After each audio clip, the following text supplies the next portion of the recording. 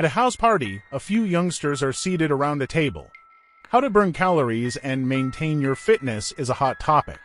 One of them takes out her phone, demonstrates an app, and claims it's really powerful. Everyone is intrigued by this. However, when trying to locate it, a girl discovers that there is another app called Countdown that shares a similar title. Upon perusing the app's description, she discovers that it had the ability to precisely predict an individual's death moment, even to the exact second. A girl named Courtney is hesitant, but the gang decides to make the app into a drinking game out of curiosity. She reluctantly installs the app and agrees to the terms and conditions, though, when everyone presses her. Everyone in the group is given between 20 and 70 years afterward, with the exception of Courtney, who is given only 3 hours to live. They all play the game, though, and don't take it seriously enough to force her to drink the entire beer. Evan, her lover, arrives at that very moment and assists her with the drinks. He becomes so spent that driving becomes difficult for him. Thus, as the celebration ends, Courtney decides to walk home by herself without him. She receives a mysterious notice from the app along the way informing her that she has violated the user agreement. She then accelerates her pace upon realizing that someone is trailing her from behind. Abruptly, she receives a notification from the app saying she only has 2 minutes to live. Courtney, terrified, hangs up the phone and dashes inside her home. In an attempt to calm herself, she immediately goes to the bathroom, but things become even stranger. When she turns around after hearing a curtain movie, an invisible force grabs hold of her and launches her upward and into the ceiling. Courtney is flung to the bathroom floor in a lifeless state as the countdown approaches 0. We learn later on that Evan's vehicle was involved in a terrible collision. A tree log impales Courtney from the seat he was supposed to be in.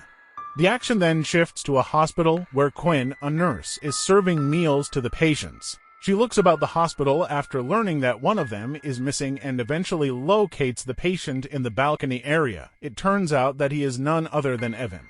In an attempt to calm him down for his operation the next day, Quinn sits with him. Evan is still scarred, though, by what transpired with his girlfriend. Quinn is given an explanation by him about the Countdown app, which indicates that he has just 19 hours to live. He also tells her about Courtney, his girlfriend, and her tragic death.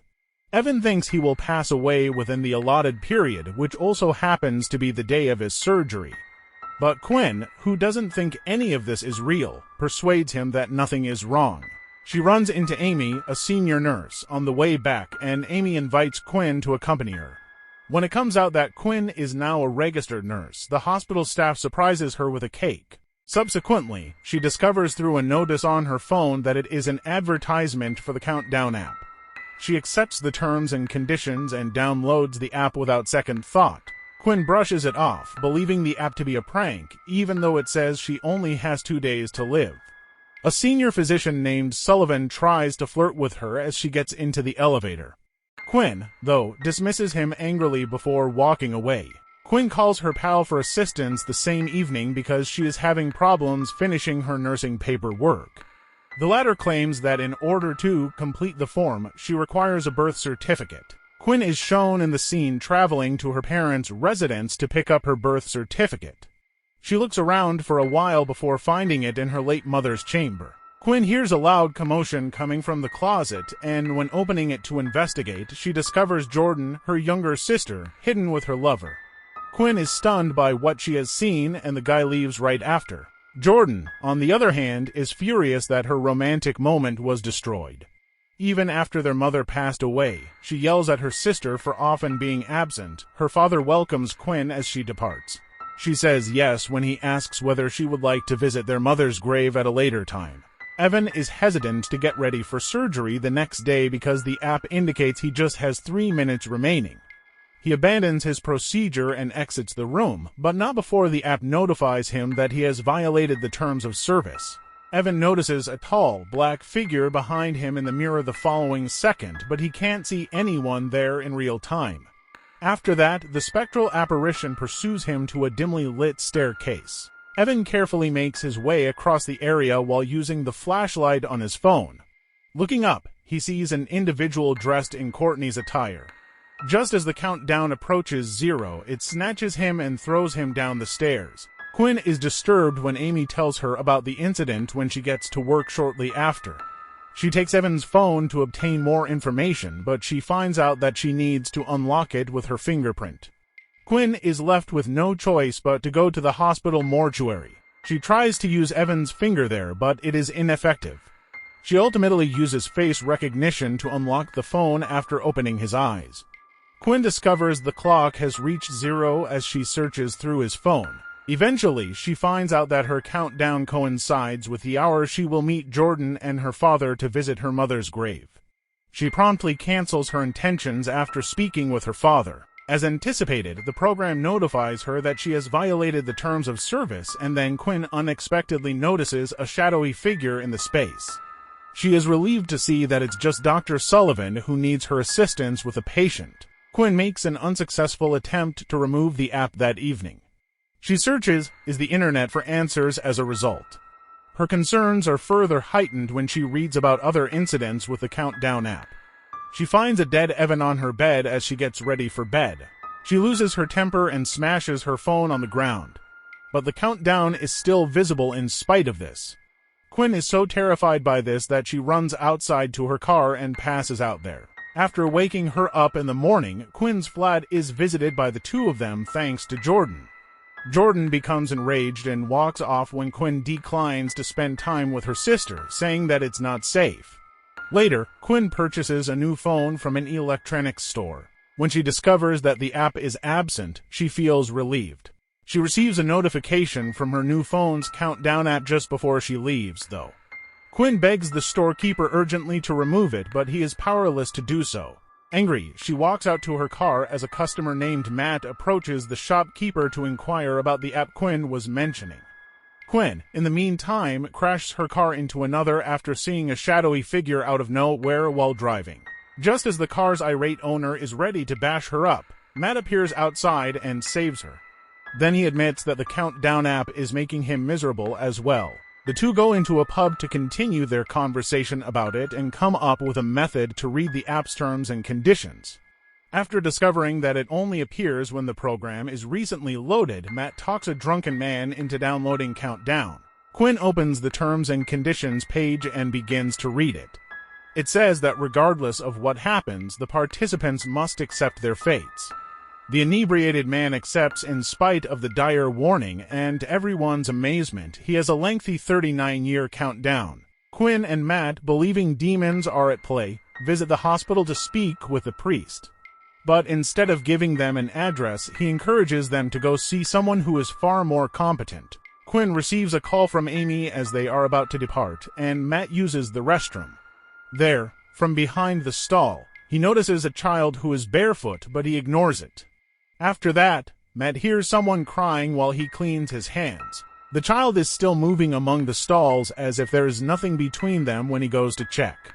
The light soon goes out, and he is attacked from behind by an enigmatic figure. When the lights return and Matt is fighting for his life, the demon has vanished from view. Quinn and Dr. Sullivan are heading to a meeting with HR in the meanwhile. As it happens, the pervert doctor told HR a falsehood when he claimed Quinn was often attacking him. The latter tries to insist that she is innocent, but she is placed on indefinite leave by the HR division. Furious, Quinn walks out of the room and runs into Matt, who is still shook up from what happened earlier. They meet the man the priest had directed them to shortly after they go to a church. He remembers an old tale of a similar demon that had plagued a hamlet after listening to them out. But as the populace banded together and saw its vulnerability, they ended it permanently. The priest now instructs Quinn and Matt to locate an app hacker in order to gain a better understanding of how the app functions. The two visit the same mobile store in the subsequent scene and request assistance from the proprietor. The latter believes it's a joke, but he accepts when they give him a respectable sum of money. Subsequently, the shopkeeper decrypts the app and finds the Latin code. Additionally, he locates each user's countdown clock and modifies the settings to lengthen their lives. Unexpectedly, Jordan's name appears there as well, indicating that she has also downloaded the app. Quinn drives Matt home after the successful hacking operation because she is too afraid to spend the night alone herself. After exchanging a few brief words about their lives, they both nod off.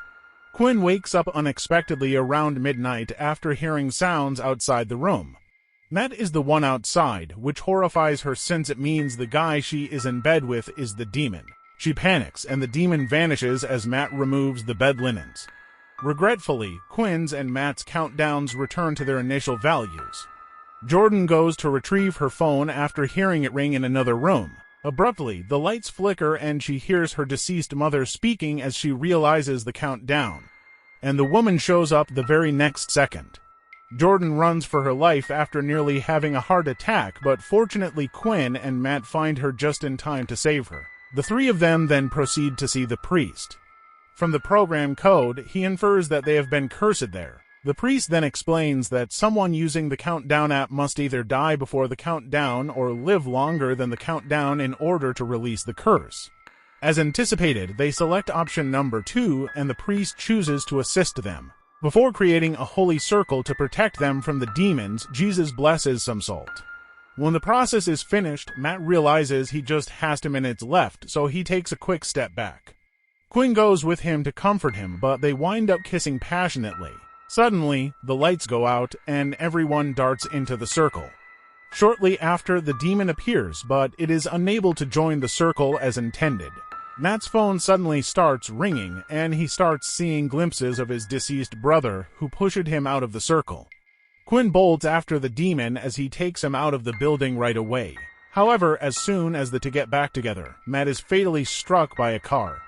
Quinn is devastated to discover her sister bleeding from what appears to be a cut when she gets back home. She thus drives Jordan to the hospital right away. Another nurse approaches Quinn there and tells her that she has also been abused by Dr. Sullivan. She hopes he gets killed horribly by someone. Quinn gets a really great idea after hearing this. She intends to kill Sullivan early in the hopes that the app will break the curse because Sullivan also has it. Subsequently, Quinn successfully woos him at his office and instructs him to accompany her to the hospital's secluded area. She tries to give Sullivan a massive dose of morphine after he falls into her trap, but just then, Jordan shows up in search of her. Abruptly, the devil drags the doctor off to halt the untimely deaths. Quinn pursues them as Jordan consults her phone, indicating that she has only 2 minutes to live. Quinn finds Sullivan in the meantime and is ready to assault him, but the demon pushes her away, letting the doctor get away. Quinn faces it as her time is ready to expire by pressing a syringe on her skin. Quinn is not deterred even when the demon poses as her deceased mother. She daringly gives herself a morphine injection, instantly killing herself. The curse is lifted and the demon appears to have been defeated because she passed away before her countdown was up. Jordan, in the meantime, races to Quinn's lifeless body and is startled to see a drug scrawled on her arm along with a needle and bottle in her pocket. Jordan doesn't waste any time in using the syringe to inject Quinn's arm, saving her life.